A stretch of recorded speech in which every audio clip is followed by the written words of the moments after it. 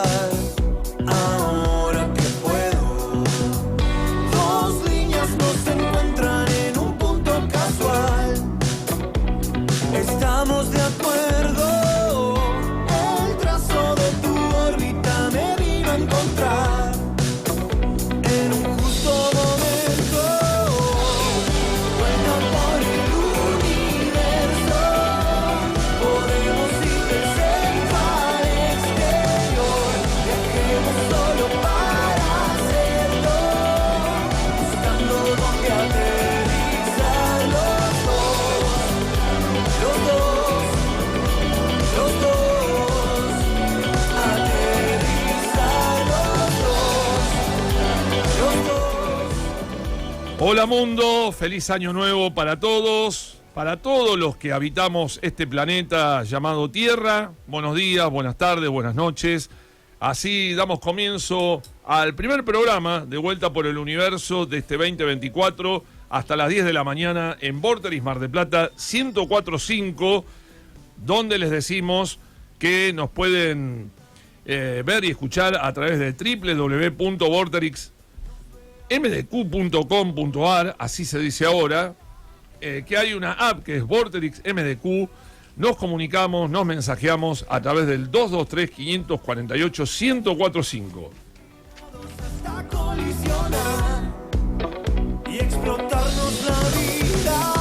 En la operación técnica y puesta en el aire está Ezequiel Martel. ¿Cómo le va, Ezequiel 2024 Martel? ¿Todo bien? Bueno, ahí está, nuestro operador de lujo que tiene este programa. Y obviamente así arrancaba el mundo, ¿no? Veíamos los festejos, la magia, la ilusión, la esperanza del comienzo de un nuevo año, con expectativas muy limitadas, muy chiquitas, porque a 13 días del nuevo año y nos encontramos con una realidad que está muy lejos de esos fuegos artificiales que estábamos viendo en el comienzo del programa. Habrá que preguntarse, ¿el mundo tendrá que acostumbrarse a vivir entre guerras? Esa será una de las preguntas y una de las cuestiones que vamos a desarrollar en el programa de hoy. Lamentablemente, en el primer programa de hoy, miren, dicen que uno no elige decidir de dónde viene, porque todos generalmente sabemos de dónde venimos, pero que no está en nosotros decidir en qué momento de esta vida llegamos a este mundo. Pero sí podemos elegir hacia dónde vamos, y creo que la humanidad ha elegido el camino incorrecto. Por ese camino no, por ese camino vamos a la autodestrucción. Pero bueno, eso y mucho más vamos a desarrollar en el primer programa de hoy, en este primer programa de Vuelta por el Universo del 2024. Ya saludo a mis compañeros que ya están preparados y ojalá que en el primer programa, Melissa y yo, no tengamos que ya inaugurar con una discusión. ¿Cómo te va, Melissa Centurión? Buen día, feliz año. Buen día, Todavía Marcelo. se dice feliz año, ¿no? Sí. Son si 13 no, días recién. si no nos hemos visto, como no nos hemos visto con nuestra audiencia, todavía está permitido. Buen día, Marce, Diego, Graciela, que está fuera de cámara, Ezequiel, a toda la audiencia. Igual si nos peleamos termino ganando yo, Marce, así que no. Vamos a arrancar con buena onda en un contexto, la verdad, muy difícil, muy complicado. Los periodistas quienes hacemos periodismo internacional y análisis internacional, queremos vacaciones. Queremos descansar un poco y el mundo, la verdad es que en estas primeras 2 semanas del 2024 no nos dio un día de respiro. Bien, recibo al otro integrante del programa, Diego Gutiérrez. ¿Cómo te va, Diego? Buen día, feliz año. ¿Qué tal? Muy buenos días, feliz año Marce, feliz año Meli, Graciela, acá nuestro operador también feliz año, y feliz año obviamente a todos los oyentes. Y una pequeña reflexión como la que hizo Melissa o como la que hice yo. A ver, ¿qué podés hacer? ¿Qué reflexión haces en estos primeros 13 días del año? Y bueno, que arrancamos movidos como venimos arrancando en los últimos 6 o 7 años, que el mundo está muy movido y no nos va a dar respiro, lo más probable. Mientras no se arme una guerra nuclear, bueno, y mientras no sea cerca nuestro, bueno. Igual acá tenemos otro problema. Acá tenemos otro problema, pero por lo menos bombas y tiros no tanto. Bueno, un poco cerquita podemos estar hablando de lo que está pasando en Ecuador, acá en nuestro barrio. Bueno, tenemos ya el primer mensaje de Ana Laura, inaugurando la mensajería con nuestra oyente de lujo, de fierro, la que no te abandona, la que siempre te hace el aguante. Nos dice Ana Laura, nunca es tarde cuando la dicha es buena, qué lindo volver a encontrarnos en una vuelta por el universo. Feliz año nuevo. Gracias, corazón, un besote grande y bueno, y que tengas el mejor año posible este 2024, que ya tiene 13 días. 20 días fuera del aire y parece que hubiera pasado un siglo. Igual nos vimos nosotros. Nosotros siempre nos vemos. Pero nos vimos el 6 de enero, ¿no? Claro, por eso, pero porque nosotros acá, siempre nos vemos. Sí, acá alguien cumplió años, por supuesto. Los dos cumplieron años. Claro. Pero con la diferencia. El dúo de Capricornio. El club de Capricornio. Los integrantes del sindicato de Capricornio. Tenemos que hablar con el presidente. Con el presidente, sí. Hay que hacer una nota al presidente. Un día te invito a Sub y Baja.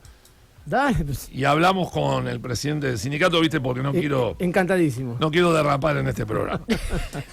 Bueno, feliz cumpleaños. Muchas gracias y feliz cumpleaños, Diego, Marcelo y a todos los capricornianos que celebraron hasta el momento y seguirán celebrando unos días más. Gracias. Qué lindo que es celebrar vida, ¿eh? Un nuevo año de vida. El mes que viene me toca a mí. Exacto. Bueno, vamos a ver si después, más tarde, podemos ver algo, porque yo escribí una carta a los Reyes. Muy bien. Pero lo va a decir alguien en lugar mío. Sobre el final del programa les dejaremos nuestros deseos.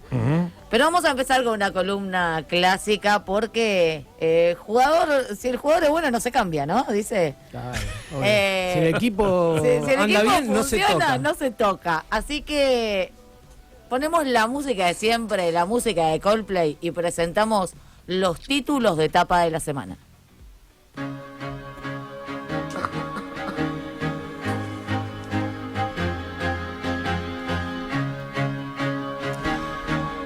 Y se vienen los primeros títulos de este primer programa de Vuelta por el Universo, títulos de este 2024. Estados Unidos. La Corte de Estados Unidos irrumpe en la campaña y acepta decidir si Trump puede ser candidato. ¿Qué decidirá la Corte Suprema sobre la postulación de Trump en las elecciones presidenciales de este año? ¿Cómo se presenta la interna republicana para el 15 de enero próximo? Haley y DeSantis, ¿tienen chances? Trump contó el mejor chiste de este 2024, diciendo que es inocente en el asalto al Capitolio. Igual nadie se lo festejó. ¿Por qué el jefe del Pentágono ocultó a Biden su internación de 4 días? ¿La ausencia de Lloyd Austin puso en riesgo la seguridad nacional? ¿Obstaculizó las operaciones en el extranjero? ¿Falta grave o falta de transparencia? ¿Austin debe ser considerado o destituido? Estuve bien al Onerón, ¿no? Pulgar para abajo o pulgar para arriba. Así, muy bien. Guerra del Medio Oriente, a 3 meses de Hamás, de los ataques de Hamás a Israel, los focos de violencia en Gaza, El Líbano, Irán y el Mar Rojo se intensifican y alarman a Occidente. Si esta tragedia no termina pronto, Medio Oriente se verá en llamas, dejando a la región al borde de un estallido con consecuencias globales.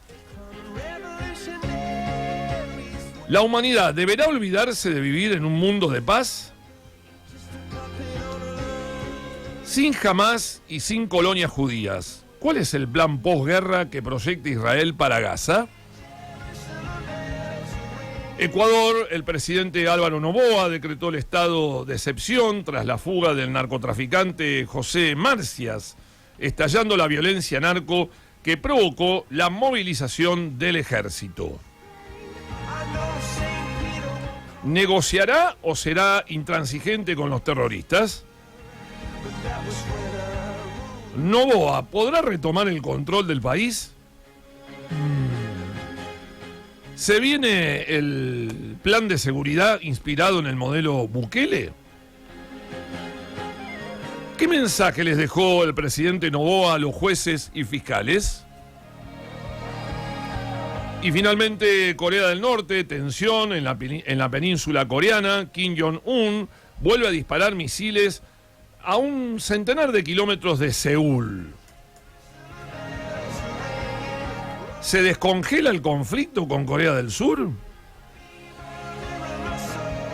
¿Hay armas norcoreanas en poder de los rusos y del grupo Hamás? ¿Por qué Kim Jong-un ya no buscará la reunificación con la Corea vecina?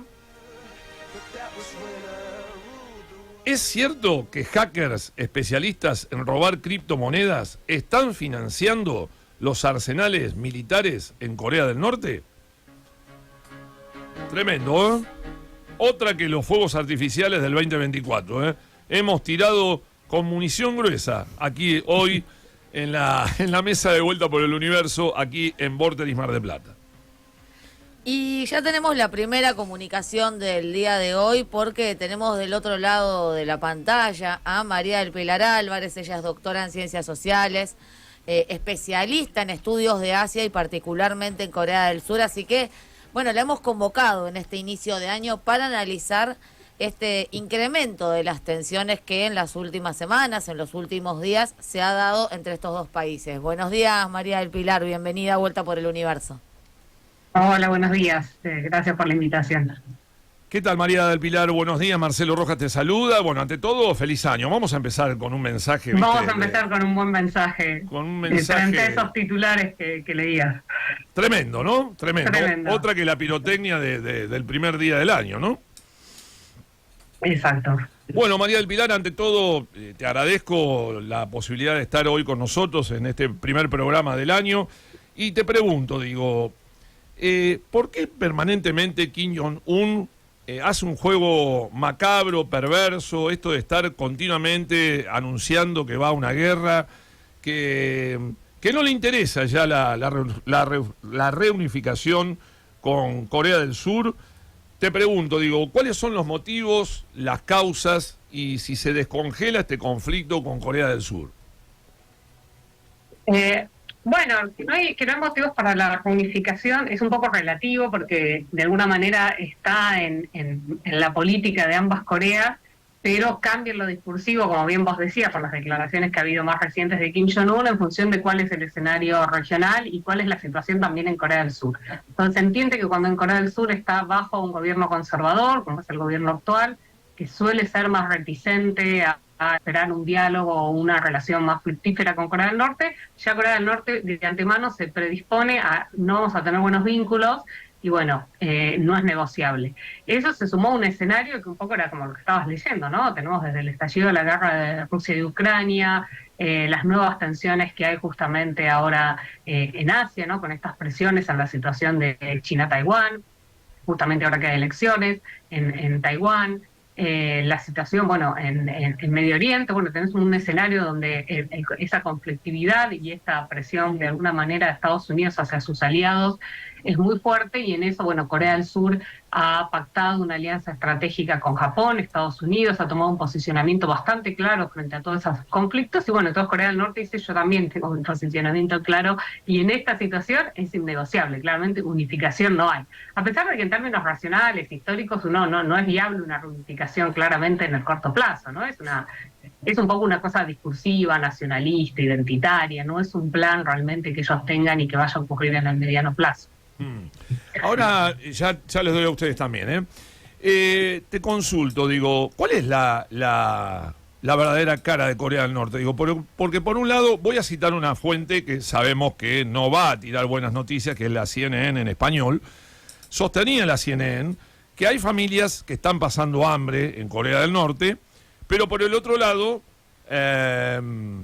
Kim Jong alimenta permanentemente las armas nucleares más sofisticadas, y te pregunto, digo, ¿cómo se hace para autofinanciar?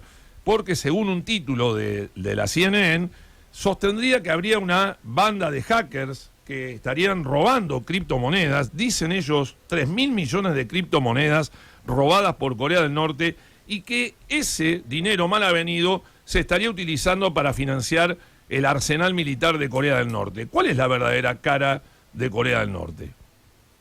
Bueno, hay una situación que es relativamente objetiva, porque no es que tenemos datos tan concretos, sobre todo cuando la situación es tan tensa, entran menos personas a Corea del Norte, por ejemplo, no entran en este momento, ya hace muchos años, ONG surcoreanas, etcétera, que proveen una información por lo menos de lo que es el día a día en Corea del Norte, pero sí hay datos objetivos, la población, por ejemplo, es extremadamente delgada.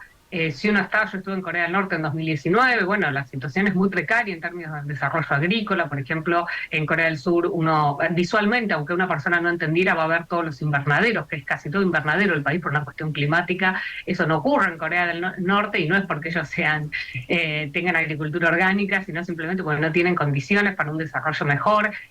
Hay limitaciones a la infraestructura, en clave, apenas llueve el país ya no se puede circular por ciertas carreteras. Bueno, todos esos son datos objetivos que lo proveen bastantes personas que tienen acceso a Corea del Norte, y que podrían decir que no tiene una gran condición como para uno decir, bueno, entonces todos mis recursos van a ir en materia de seguridad. Pero bueno, Corea del Norte queda en un enclave de la Guerra Fría y considera que sus recursos tienen que ir justamente a su política de seguridad, en detrimento de otras cuestiones quizás humanitarias que uno consideraría que son prioritarias.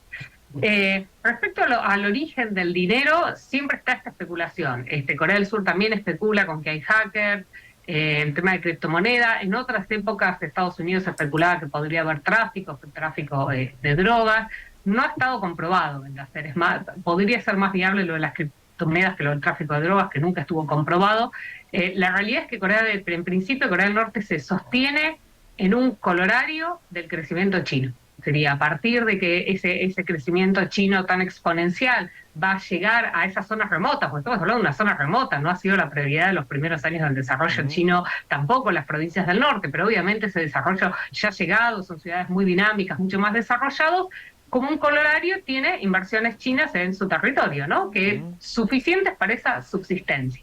Y después tiene sus aliados estratégicos en materia de seguridad y de armas, que es justamente lo que abarca este tema, que es Rusia, que ha sido un aliado de Corea del Norte de manera permanente desde siempre, y en menor medida en realidad lo de China. China tiene que ver más con un vínculo en este momento comercial y de inversiones que no son sofisticadas. Estamos hablando de maquilas para producir ropa que después se saca por la frontera y se exporta a través de China, pero que es suficiente para mantener eso, la alimentación de la población, con reconstrucción de viviendas, casi todo lo que se ve es inversión china, ¿no? Desde las motos, las heladeras, todo lo visible que hay es China, no en un plan necesariamente estratégico de China de mantener a Corea del Norte, ¿no? Es un poco un colorario de inversionistas, sobre todo regionales.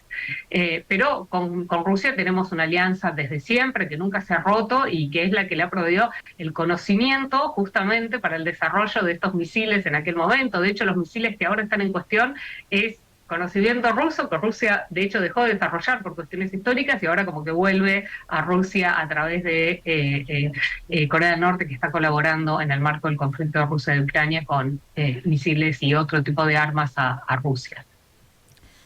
María, te pregunto un poco por la política interna de Corea del Sur, porque también fue noticia el ataque que sufrió un líder de la oposición, Lee Jae-myung, apuñalado en el cuello, y un llamamiento que hace, ¿no? Que él dice terminar con las políticas beligerantes en Corea del Sur luego de que le dieran el alta. Bueno, ¿a qué se refiere? Porque él plantea claramente que esto sirva para poner fin a la política de odio y confrontación, restaurar una política decente. ¿Cómo está hoy la política interna en Corea del Sur? Bueno, ahí es difícil, ¿no? Nosotros acá, por lo menos en Argentina, teníamos ese discurso dominante que lo impuso un poco los medios, de la grieta, y el fenómeno de de los principales partidos de oposición, con una política irreconciliable en un sistema presidencialista, ocurre en casi todos los sistemas presidencialistas. Es casi una característica del sistema. Ocurre en Estados Unidos, votantes republicanos, es irreconciliable. En el caso de las Coreas también es irreconciliable. Tiene un porcentaje importante de votantes fieles el espectro del Partido Democrático y el de oposición, que bueno, que no reconcilian su posición, ni lo van a hacer, y capaz que no se puede hacer, porque en realidad hay políticas distintas.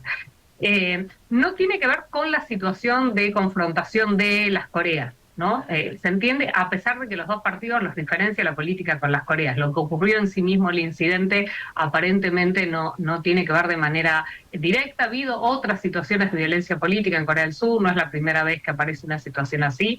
Lo único que tiene que hubo unanimidad entre ambos partidos de condenar, de ponerlo de la grieta a un lado y de darle la relevancia que tenía que tener esta situación, no de minimizar estos actos de violencia política o banalizarlos. Porque bueno, son de una gravedad enorme para el sistema democrático, y en eso sí hubo un consenso por ahí entre las dos fuerzas de tener un discurso bastante similar frente a lo ocurrido, de condenarlo, de hablar hasta de terrorismo, y bueno, en eso un poco en salvaguardar su sistema democrático. Era el principal líder de oposición, claramente, del Partido Democrático, si bien no es una figura... no era Shinzo Abe, digo, porque como lo ocurrió en Japón, ¿no? Es una figura mucho más reconocida, más carismática, con mucha más llegada en la población. Sí. Hola María del Pilar, buen día.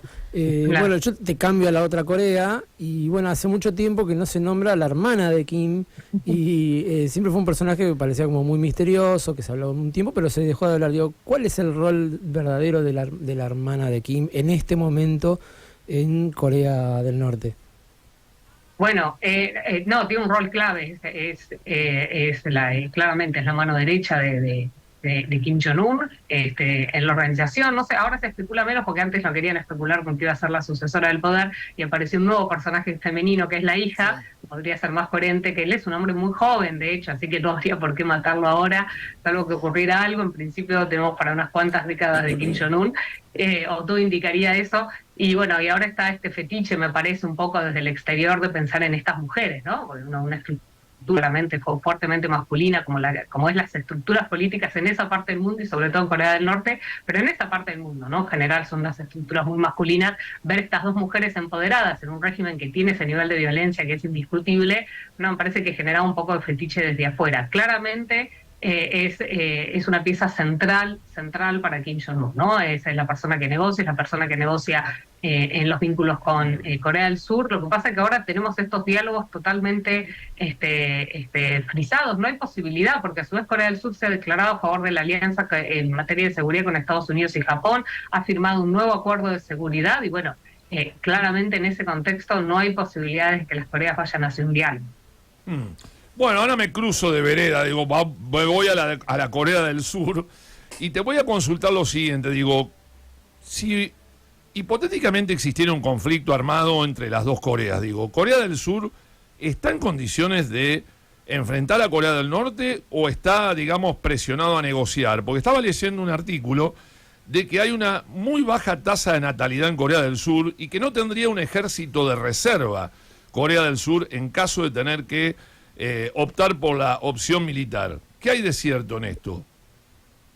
Bueno, ahí son especulaciones a mediano plazo, porque si bien tiene una baja de tasa de natalidad, es decir, pensando que el conflicto no estalla mañana. El conflicto estalla mañana, claramente Corea del Sur cuenta con Corea del Sur sigue habiendo servicio militar obligatorio, por lo tanto tiene las fuerzas en principio entrenadas para afrontar un conflicto bélico, ¿no? Entonces es una especulación que se hace pensando que bueno, que el conflicto va a durar, que esta tensión sigue, y qué va a pasar en 30 años, ¿no? En 40 años es una especulación de ese tipo que también la hace Corea del Norte, porque Corea del Norte, Kim Jong-un hace poco tuvo una reunión donde se puso a llorar en frente de su población y por favor tengan más hijos porque vamos a hacer una caída también abrupta en la tasa de natalidad. Así que bueno, ha sido un pedido de ambas Coreas hacia su población, mucho menos viable, podríamos pensar en Corea del Sur, donde las decisiones son totalmente autónomas respecto y mucho más individualistas respecto a tener hijos o no, va a ser más difícil revertir ese escenario, ¿no? Corea del Sur también tiene una política migratoria, bueno, no es un país que se ve como un país de migrantes, ¿no? Como fuera de Estados Unidos, ¿no? A Estados Unidos no le preocuparía, tiene un montón de migrantes que pueden sumarse, una vez que son ciudadanos, pueden sumarse a sus fuerzas de seguridad. No es el caso de Corea del Sur. Corea del Sur no imagina un ejército integrado por los descendientes vietnamitas, ¿no? Entra en un conflicto interno. Entonces, de ahí también descendientes que por ahí ya van a nacer en el país, van a crecer, y digo vietnamita porque es uno de los principales grupos migrantes, ¿no? Pero podríamos poner otros ejemplos también. Entonces, de ahí que están reforzando. Ellos están muy preocupados por la caída de la tasa de natalidad. Las políticas que hay son bastante fallidas porque no logran cambiar prácticas culturales de fondo, que es lo que hace que la gente, bueno, que está entre los motivos por los cuales también las mujeres rechazan tener hijos, además de un montón de motivos culturales propios del siglo XXI que también han llegado a Corea. Entonces, es más en el mediano plazo, habría que ver, en 40 años capaz que cambian sus políticas migratorias, tienen formas de integrar a otras personas en su ejército, ¿no? Porque la gente no va a tener hijos por las políticas que está tomando Corea del Sur, claramente no. Bueno, muy breve, porque ya me están haciendo señas de que hay que agarrar la tijera y cortar la nota. Muy breve, porque siempre a mí me queda alguna del estribo. Yo soy un tipo muy curioso, muy inquieto y quiero saber todo. Entonces te pregunto, digo, ¿de qué manera negoció Estados Unidos con Corea del Norte la salida de ese soldado norteamericano que se metió en Corea del Norte, que se escapó de Corea del Sur y se metió ilegalmente en Corea del Norte? Me estoy refiriendo a Travis King, porque me llama la atención que el tipo salió sano y salvo de adentro de Corea del Norte, e inclusive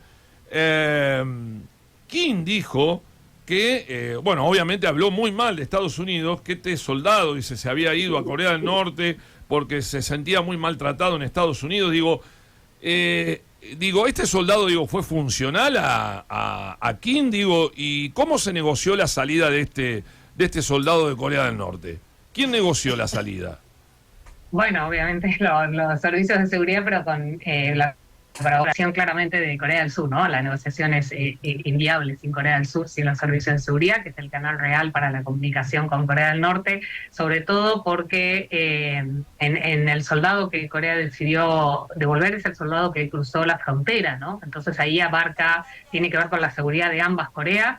Es muy distinto de aquel famoso caso del turista que había violado una regla en el país, ¿no? Acá estamos hablando de un soldado que cruzó, no es algo que Corea del Norte buscaba en realidad para nada, y a partir de ahí se empiezan las especulaciones, porque Corea del Norte no da declaraciones, y yo creo que a Corea del Norte en algún punto vino bien su estrategia de devolver al soldado, ¿no? Porque era una muestra de que ellos no es el caso del turista, no estamos detrás de un encarcelamiento, ni lo vamos a matar, ni nada de estas cuestiones que enseguida se especula en los medios. La persona había cruzado frente a una situación, él había violado las leyes de su país, él tenía conflictos dentro del ejército de Estados Unidos, y bueno, en un acto entiendo que por ahí de desesperación decide cruzar al norte. Y Corea del Norte me parece que ahí sí se comportó de manera bastante estratégica. Hay formas de comunicación con las Coreas, ¿no? Estos servicios, no es que no hay formas de comunicación con las Coreas, ¿no? Esos canales están establecidos, hay vínculos, hay toda una tradición para negociar este tipo de cuestiones, no es algo que no pudiera ocurrir, pero creo que sí, que Corea del Norte se comportó de manera estratégica en entregar la devolución y en pasar a que eso sea un problema de Estados Unidos, no era algo que ellos buscaban. En una muestra de apertura al diálogo, que también a veces algunos gestos, a pesar de la situación de tensión, da Corea del Norte, pero bueno, es un escenario de tensión permanente de todas maneras, ¿no?